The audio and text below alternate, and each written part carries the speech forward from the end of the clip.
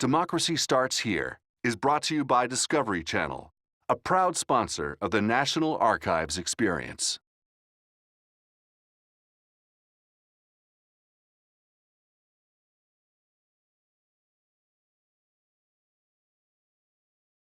Preserved in this building are countless documents that tell our American story.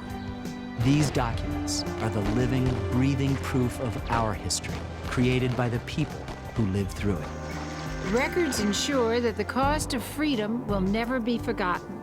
These records prove that our stories become the history of our nation.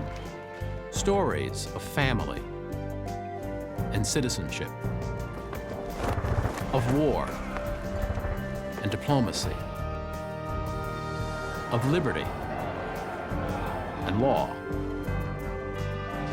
patriots and presidents, and of you and me. Democracy is preserved here at the National Archives. Our records. Our records. Our records. Our records tell the story of us all. The story of America starts with the Charters of Freedom. It really is an experience to see these documents held and written by Ben Franklin, Thomas Jefferson, and George Washington. But these charter documents are only the beginning.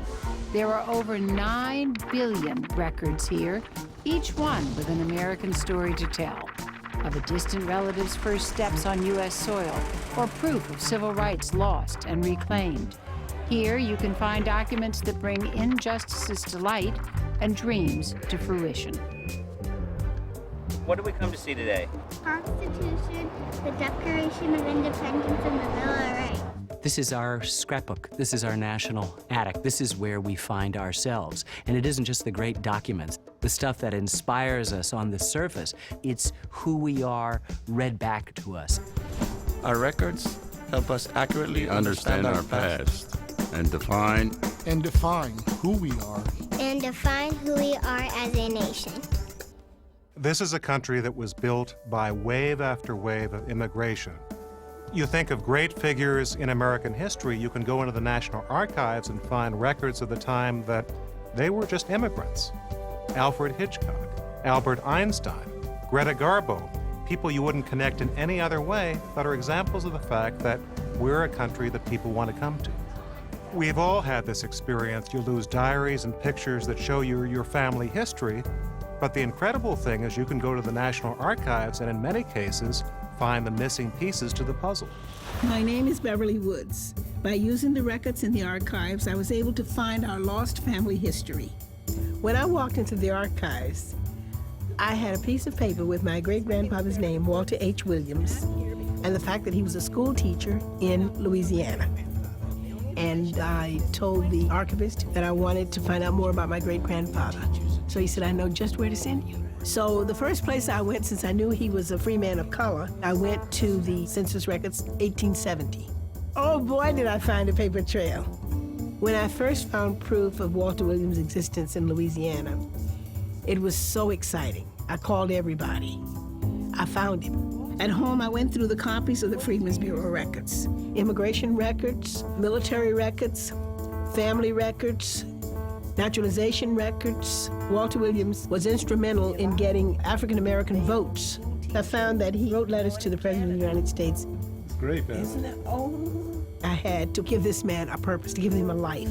He existed, he made a difference. People needed to know about that. The records of the National Archives are powerful. They help us to find our past, to know who we are. I took that picture on the wall and I know who he is now. The National Archives is waiting there for people who are good storytellers to tell their stories and for you to go out and discover your own story. Our records help us hold our government and our government officials accountable for their actions. Our democracy is founded on a bedrock of principles, but its laws and politics are fluid. We learn from and correct our mistakes. American history is full of defining moments like this, when internal struggle gave rise to a better, more just nation. You can go into the archives and you can see the executive order signed by Franklin Delano Roosevelt that interned Japanese American citizens on the West Coast. And you can see the painful consequence of that for hundreds, thousands of loyal American citizens. My name is Cherry Tsutsumida, and I was about 8 years old when I was taken away from my home in California after my father had already been taken to the Japanese internment camp. We were stripped of our constitutional rights. We had never heard of anything like this happening to any other group because, of course, this was America. We began to redress our grievances to our government because we really felt that what happened to us was a grave injustice that should not happen to anyone else. The highest legislative body in the world said that yes, we are going to be given the honor of being told that what happened should not happen again. For here we admit a wrong. Here we reaffirm our commitment as a nation to equal justice under the law. The role that the archives played was to give a clear, documented paper trail of what happened.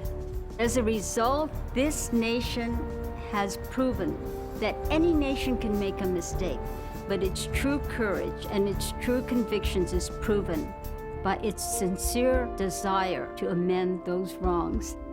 The power of the documents at the National Archives is only realized when we utilize them.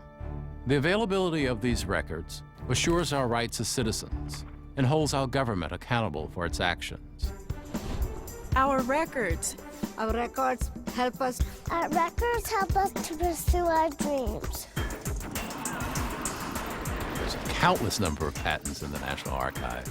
Some of great moment, some that we use, some that we will never use, some that are completely frivolous and just absolute fun. I'm Scotty Olson. I'm from Minneapolis, Minnesota, and I'm the proud inventor, entrepreneur that developed the rollerblade product back in 1979. The archives really provided me the motivation to keep pursuing my dream.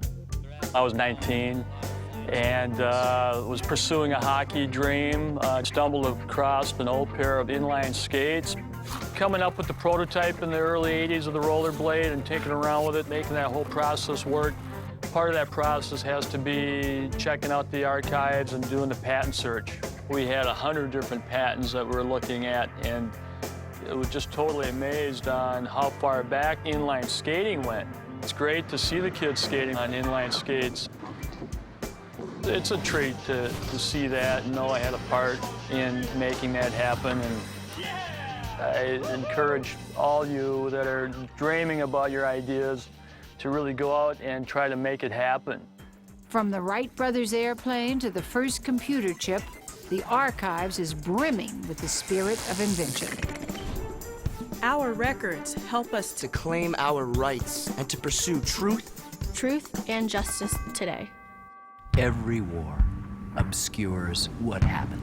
This is called the fog of war, and it's critical that we have the documents that can tell us what actually happened. One person says something, another person repeats it, it gets changed a little bit.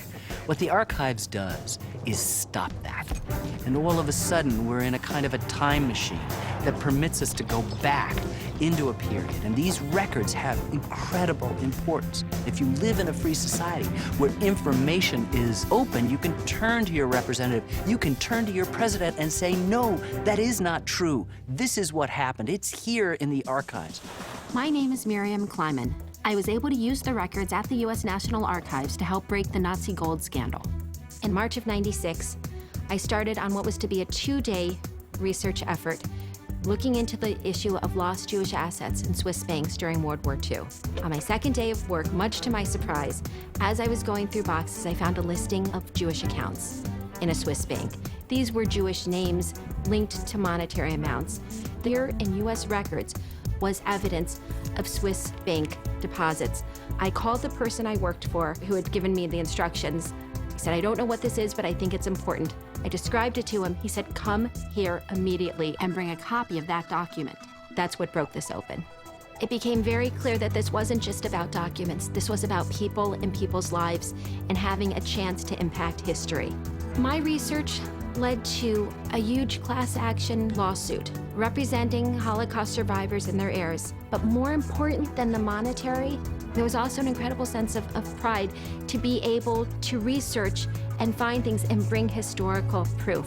These records had been in the stacks of the National Archives, stacks just like these, for over 50 years, waiting for someone to find this story. The archives per se can't bring the past to life. It's how you use them, and that's the wonderful part about it. This is a repository. It doesn't tell you how to do it. It tells you that we've got this stuff here. Then it becomes your responsibility to bring it alive. Ask what you can do for your country. And that's what the archives provide. Stories of our historical beginnings. Stories of struggle and victory. Stories of the American dream. Discover your National Archives.